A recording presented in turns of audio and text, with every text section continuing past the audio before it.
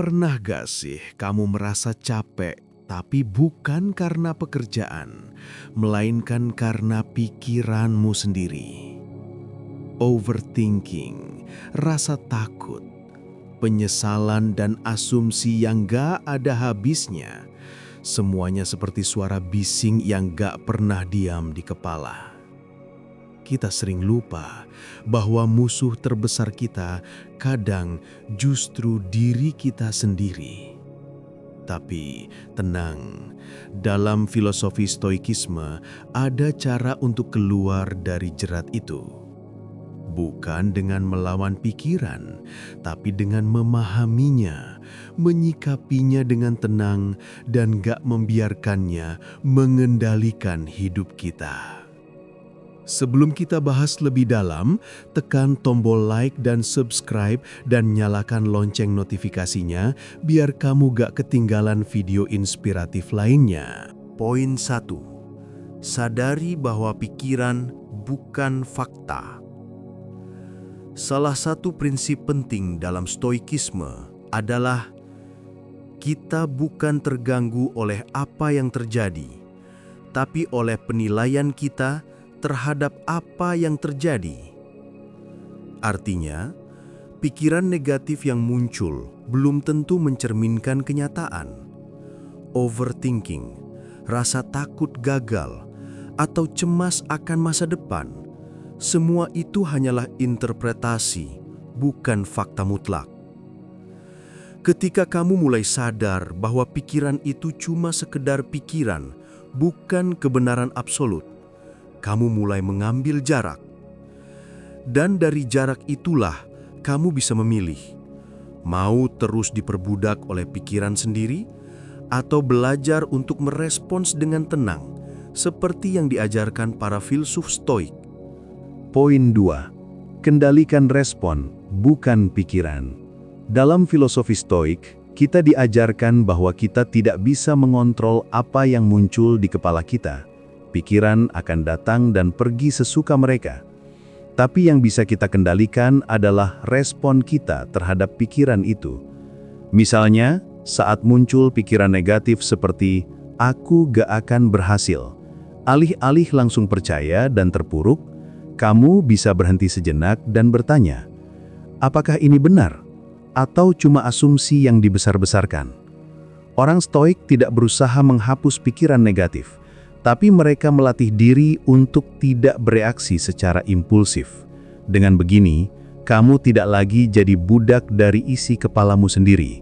Kamu jadi pengendali. Poin 3. Pisahkan fakta dan interpretasi. Salah satu cara agar tidak diperbudak oleh pikiran sendiri menurut stoikisme adalah dengan membedakan antara fakta dan interpretasi. Seringkali yang membuat kita menderita bukan apa yang terjadi, tapi cara kita memaknai kejadian itu. Misalnya, ketika seseorang tidak membalas pesan kita, fakta sederhananya adalah dia belum membalas pesan. Tapi pikiran kita bisa menafsirkannya menjadi, dia tidak peduli, aku diabaikan, atau bahkan aku tidak penting. Stoik mengajarkan untuk menahan diri dan bertanya, apa fakta sebenarnya di sini? Apakah pikiran ini benar atau hanya interpretasi yang berlebihan?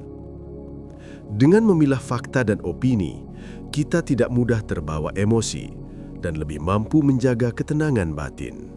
Poin 4. Fokus pada hal yang bisa dikendalikan. Agar tidak diperbudak oleh pikiran sendiri, stoikisme menekankan pentingnya memusatkan perhatian hanya pada hal-hal yang ada dalam kendali kita. Banyak penderitaan mental muncul karena kita sibuk memikirkan hal-hal yang sebenarnya berada di luar kuasa kita. Apa yang orang lain pikirkan, apa yang akan terjadi besok, masa lalu yang tak bisa diubah. Padahal menurut filosofi Stoik, satu-satunya yang benar-benar bisa kita kendalikan adalah pikiran, sikap, dan respon kita sendiri. Dengan memfokuskan energi hanya pada apa yang bisa kita kontrol, kita menjadi lebih damai, lebih kuat, dan tidak mudah dikacaukan oleh kecemasan maupun ketakutan yang hanya diciptakan oleh pikiran sendiri. Poin 5. Ubah dialog batin jadi lebih rasional. Salah satu cara agar tidak diperbudak oleh pikiran sendiri adalah dengan menyadari dan mengubah dialog batin kita. Pikiran kita sering memunculkan suara-suara negatif. Aku gagal, aku nggak cukup baik, semua orang lebih hebat dariku. Kalau dibiarkan, suara ini bisa mengendalikan emosi, tindakan, bahkan merusak harga diri kita. Filsafat Stoik mengajarkan untuk melatih nalar dan bertanya pada pikiran itu sendiri. Benarkah aku gagal? Atau aku hanya belum berhasil? Apakah ini kenyataan atau hanya interpretasi yang keliru? Dengan menyadari bahwa pikiran tidak selalu benar, kita belajar menjadi pengamat pikiran, bukan budaknya. Dialog batin yang lebih tenang dan rasional akan memberi kita kendali lebih besar atas hidup. Poin 6. Fokus pada apa yang bisa dikendalikan. Salah satu prinsip utama Stoikisme adalah mengidentifikasi dan memisahkan hal-hal yang bisa kita kendalikan dan yang tidak.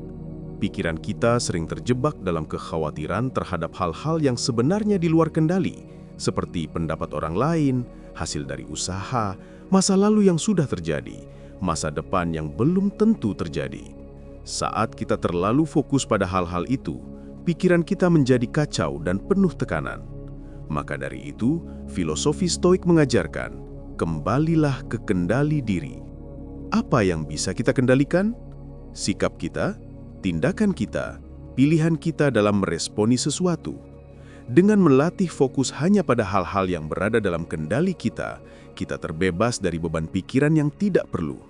Ini adalah langkah penting untuk tidak diperbudak oleh pikiran sendiri. Poin 7. Praktikan kesadaran diri secara teratur.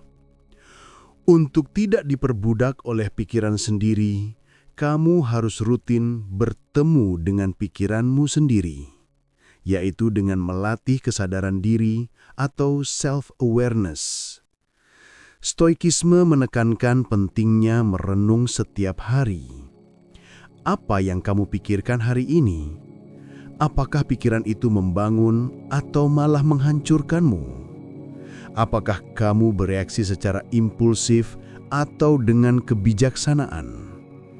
Dengan merenung dan menyadari alur pikiran, kamu mulai bisa memisahkan dirimu dari pikiranmu sendiri. Kamu bukan isi pikiranmu, kamu adalah pengamatnya. Latih diri dengan jurnal malam, pernapasan sadar, atau sekedar duduk diam beberapa menit untuk mengevaluasi hari.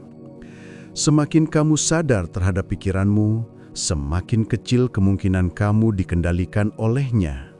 Sebaliknya, kamulah yang memegang kendali. Penutup, pikiran bisa menjadi alat yang luar biasa, tapi juga bisa berubah menjadi penjara kalau kita tidak bijak mengelolanya. Stoikisme mengajarkan bahwa kita punya kuasa untuk memilih, bukan untuk mengendalikan segalanya, tapi untuk mengendalikan respon kita terhadap segalanya. Jangan biarkan pikiranmu menjatuhkanmu, menakut-nakutimu, atau menguasaimu. Kendalikan pikiranmu, atau kamu akan diperbudak olehnya. Kalau kamu merasa video ini bermanfaat, tekan tombol like, subscribe, dan nyalakan lonceng notifikasinya biar kamu gak ketinggalan pembahasan filosofi lainnya yang bisa bikin hidup lebih tenang dan kuat.